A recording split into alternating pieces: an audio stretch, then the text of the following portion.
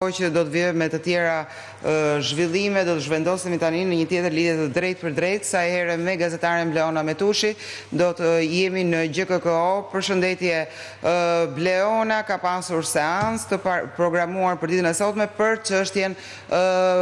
Partizani. Çfarë ndodhi? Në dosjen Partizani, aty ku është marrë i pandehur ish kryeministri Sali Berisha, dhëndri i tij dhe 3 persona të tjerë si të dyshuar se janë përfshirë në korrupsion e pastrim parash, treshja e gjyqtarëve të posaçëm vijoi edhe këtë seancë me dëgjimin e kërkesave paraprake të bëra nga avokatët e të hetuarve në këtë proces, dhe në të njëjtën linjë ashtu sikurse në seancën e parë bën avokatët e ish kryeministrit Sali Berisha, dhëndrit të tij e marrëmaltesë dhe 2 të hetuarve të tjerë për pavlefshmëri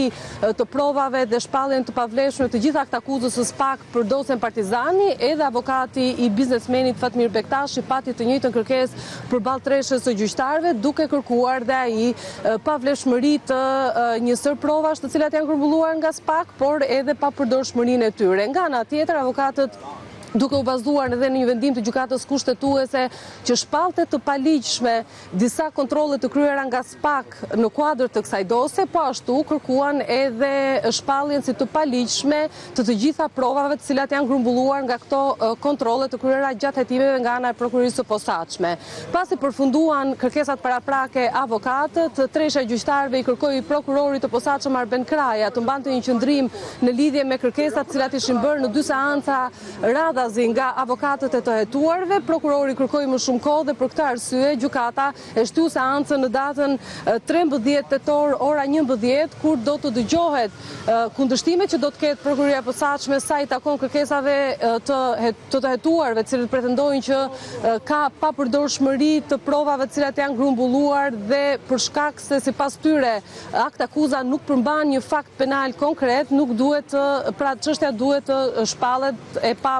prova të papërdorshme dhe të pushohet. Do të pritet kështu në seancën e radhës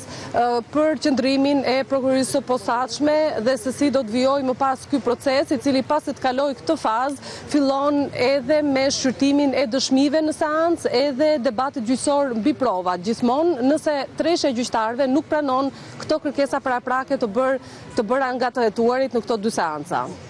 E qartë, Bleona, atëherë të falenderoj për informacionin që na përsoni këtë lidhje të drejtë për drejtë. Pra është shtyrë seanca për dosjen Partizanit të nderuar teleshikues, seancë e cila ishte parashikuar të ishte gjatë ditës së sotme, do të mbahet në 13 tetor në orën 11 në GKKO, ndërkohë që do të vijojnë me të tjera materiale të përgatitura.